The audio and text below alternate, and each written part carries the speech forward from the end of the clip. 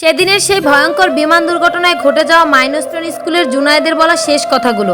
আম্মু, আমি আজ স্কুলে যাব না। 7 বছর বয়সী জুনায়েদের কথা শুনে মা ধমকে বললেন, একদম না যাওয়ার বায়না ধরবে না জুনায়েদ, যেতে হবে, চলো রেডি হও।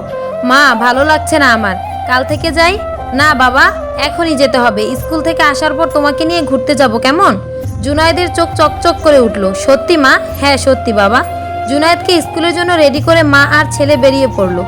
স্কুল গেটে জুনায়েদকে নামিয়ে মা হেসে বললেন, আম্মু বাসায় গিয়ে তোমার জন্য চিকেন রান্না করব, ঠিক আছে? ওকে আম্মু।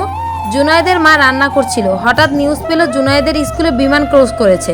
হাত থেকে চিকেনের পাতিলটা পড়ে গেল। কাপা কাপা হাতে জুনায়েদের বাবাকে কল দিল। তারপর ছুটে বেরোলো ছেলেকে খুঁজতে।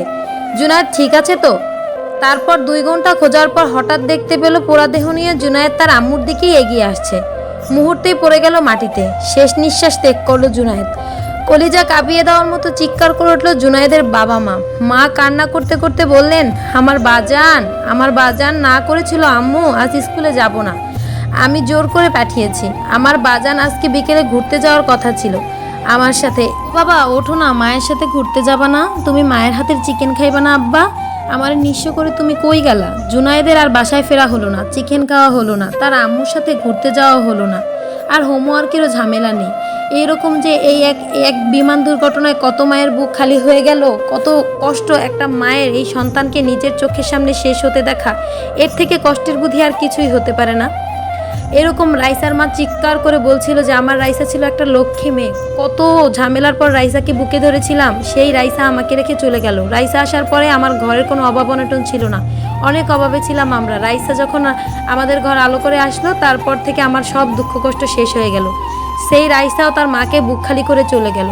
এইরকম বায়না সেই ওমরও করেছিল মাকে রেখে, মা আমি আজকে স্কুলে যাব না। সেই ওমরকেও মাকে রেখে চলে যেতে হলো। এই দুর্ঘটনায় আমরা এতটুকুই শিক্ষা নিতে পারি যে আসলে আমাদের পরিকল্পনা কত শত, কত কিছু চিন্তা করে রাখি আমরা। আসলে আল্লাহর পরিকল্পনার উপর আর কোনো পরিকল্পনাই হতে পারে না। কত চিন্তা আমাদের। কে জানতো যে এরকমের সুস্থ বাচ্চা পাঠাবে আর নিয়ে আসবে এক টুকরো কয়লা, এভাবে মায়ের বুকগুলো খালি হয়ে যাবে। এই দুর্ঘটনায় হাজার হাজার মায়ের, লক্ষ কোটি মায়ের, মানে মা জাতির ভিতরটাই শেষ করে দিয়েছিল। কত মা, আমরাও রাত ঘুমাতে পারিনি রাতে, এত কষ্ট সকলের হয়েছিল। আসলে মা জাতির যে কত কষ্ট সহ করে একটা সন্তানকে লালন পালন করতে হয় শুধু একটা মাই জানে। আর সন্তান ছাড়া একটা মেয়ের, একটা নারীর কী বা থাকে বলেন? মেয়েরা কত ধৈর্য সহ্য করে যায় শুধু সন্তানের মুখের দিকে চেয়ে। সেই সন্তানের গায়ে একটু আঁচও লাগতে দেয় না, আর সেই সন্তান চোখের সামনে জ্বলে পুড়ে শেষ, এটা কোনো মাই মেনে নিতে পারে না। শুধু এতটুকুই বললো, আল্লাহ সকল মাদের ধৈর্য দান করুক, তৌফিক দান করুক। যদি ধৈর্য আল্লাহ না দেন তাহলে কোনো মাই হয়তো বা বেঁচে থাকতো না।